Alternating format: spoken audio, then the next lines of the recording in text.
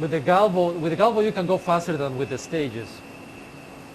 But if you select galvo, you can only make very small features. So if you select IFOB, you can make bigger shapes. So for example, usually if you mark a square, this is done with the stage, and the corner is done with the galvo, for example. The controller decides what is done with what, so you cannot choose. So the controller will decide what is more efficient for that section of the marking that you're doing, and will do the stages and maybe the galvo for the corner and things like that. So you don't know, when you select IFOB, you don't know a specific part of the shape if it's going to be used marked with the stages or with the galvo.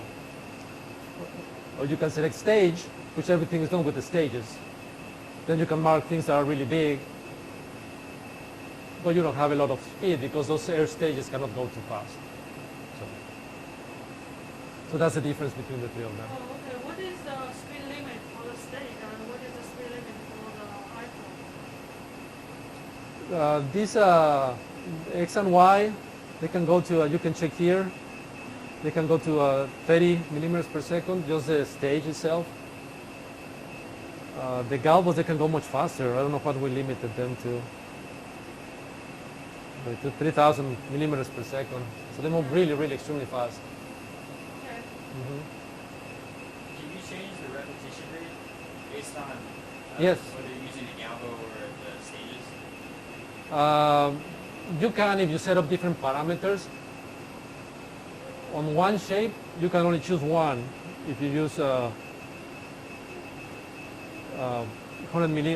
frequency of 100 kilohertz, you can change that frequency.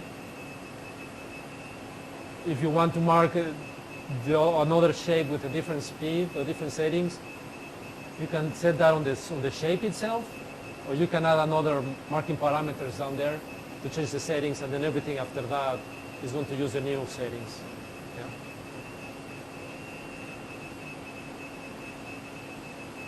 And let me open one of the files that we did for testing. So here we have this test IFOB. This is a more complex file. We have a marking parameters. Then you can also add G-code to the recipe.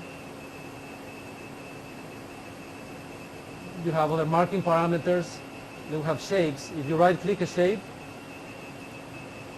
you can ask it to skip it. So it puts that line.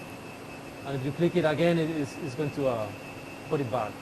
So whatever is crossed out is not going to be executed.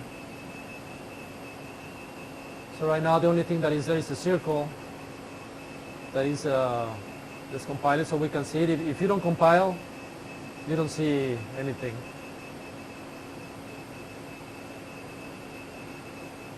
Once you compile, you see it put a tiny circle there. I can zoom in and see the circle there. It's telling me that I'm, yes? Sorry, this square here, is that the space that it can pattern within the galvo? Yeah, it's the field of view of the galvo, yes. And it shows you the location where you are on the coordinate system of the machine. Oops. Sorry to interrupt. That's okay. And the red square is the shape of the glass wafer, or is No, it's the max field of view that you have with the stages. Okay. So it will be the square rectangle that you can make with the stages. That's your limit. Okay. Of course, you have to be careful because you can pattern outside the. yes, if I put this shape here, it's going to mark it here. So there's no stage there. So you just need to be careful that you are where you should be. No, I'm lying. This is the coordinate system of, this is the size of these.